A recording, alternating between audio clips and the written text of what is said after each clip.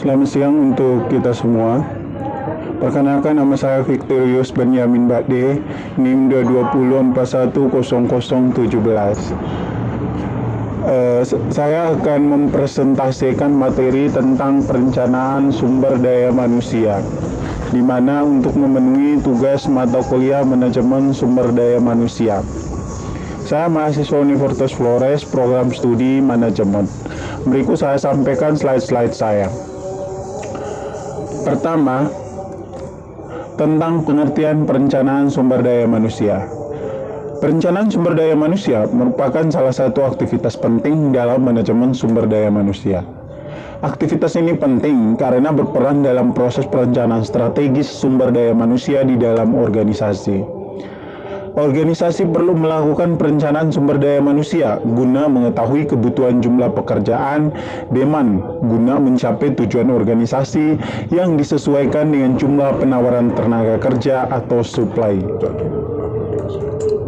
Tujuan perencanaan sumber daya manusia mengintegrasikan permintaan tenaga kerja atau demand dengan staffing level, meningkatkan pemanfaatan tenaga kerja secara optimal, menyelaraskan aktivitas-aktivitas manajemen sumber daya manusia dengan tujuan-tujuan strategis organisasi secara efisien, memperoleh keuntungan ekonomi dari proses memperkerjakan pekerjaan baru, meluaskan informasi-informasi mengenai sumber daya manusia ke semua unit kerja organisasi, mengkoordinasikan aktivitas-aktivitas manajemen sumber daya manusia di semua unit organisasi. Aspek-aspek perencanaan sumber daya manusia, adapun aspek-aspek yang ada di perencanaan sumber daya manusia. Yang pertama, manpower planning.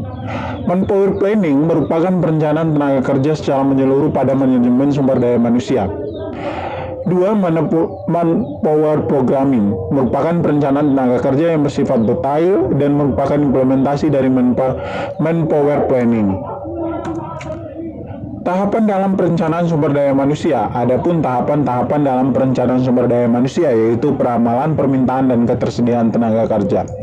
Dari peramalan, permintaan, dan ketersediaan tenaga kerja ini, di mana permintaan dari luar untuk masuk ke dalam proses perencanaan sumber daya manusia ini sangat meningkat, terutama pada tenaga kerja karena lapangan kerja yang sangat minim, sehingga ketersediaan tenaga kerja itu sangat sulit karena perusahaan-perusahaan belum tentu membangun sebuah perusahaan dengan level-level tertinggi, tapi juga belum tentu menerima semua tenaga kerja dengan baik dan secara optimal. Dua, peramalan kelebihan ataupun kekurangan tenaga kerja. Dan sebuah perusahaan dikurangi dengan tenaga kerja, maka sebuah perusahaan akan lebih sangat kelebihan ataupun sangat kurang karyawan jika perusahaan tersebut sangat luas atau sangat besar. Sasaran dan rencana strategi. Sebuah perusahaan harus mampu memberikan strategi baik agar bisa bersaing dengan perusahaan-perusahaan lain. Selanjutnya ada implementasi. Implementasi ini adalah pemberian atau maksudnya adalah edukasi kepada masyarakat ataupun kepada tenaga kerja yang baru melakukan investasi baru lainnya. Berikut ada evaluasi. Evaluasi di mana semua kinerja dari atas sampai bawahan itu dievaluasi secara menyeluruh, baik kinerja yang baik ataupun buruk dalam sebuah perusahaan. Teknik peramalan tenaga kerja. Adapun teknik peramalan tenaga kerja diantaranya adalah teknik DLP. Metode DLP adalah metode peramalan atau forecasting yang digunakan untuk meramalkan kemungkinan yang akan terjadi di masa depan dengan menggunakan pandangan dan kesepakatan dari sekelompok ahli yang berasal dari berbagai bidang kerja atau industri-industri lainnya. Langkah-langkah pada metode DLP ini adalah pilih fasilitator, di mana ada identifikasi para ahli yang diperlukan, definisikan masalah, pertanyaan putaran pertama, pertanyaan putaran kedua, adanya pertanyaan putaran pertama dan kedua ini pasti adanya pertanyaan putaran ketiga, dan bertindak atas hasilnya. Rata-rata bergerak atau moving average merupakan sebuah pendekatan kuantitatif untuk meramalkan permintaan tenaga kerja yang didasarkan pada suatu indeks organisasi seperti penjualan. Moving average atau dalam bahasa Indonesia disebut dengan rata-rata bergerak adalah salah satu metode peramalan bisnis yang sederhana dan sering digunakan untuk memperkirakan kondisi pada masa yang akan datang dengan menggunakan kumpulan data-data masa lalu atau data-data historis lainnya di masa-masa yang lalu. Rumus rata-rata bergerak atau moving average adalah sebagai berikut, di mana MA atau moving average sama dengan delta X per jumlah periode. Di mana ada keterangannya MA atau moving average delta X keseluruhan penjumlahan dari semua data periode waktu yang diperhitungkan.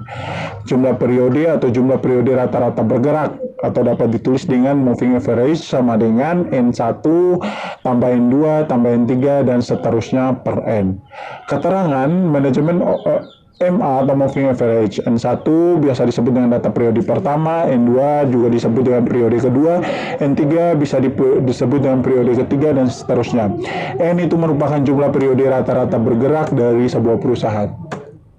Manajemen forecasting adalah sebuah pendapat atau keputusan dari para supervisor, manajer, departemen atau pihak lain yang memiliki kepahaman mengenai kebutuhan organisasi akan tenaga kerja. Metode toll of supply.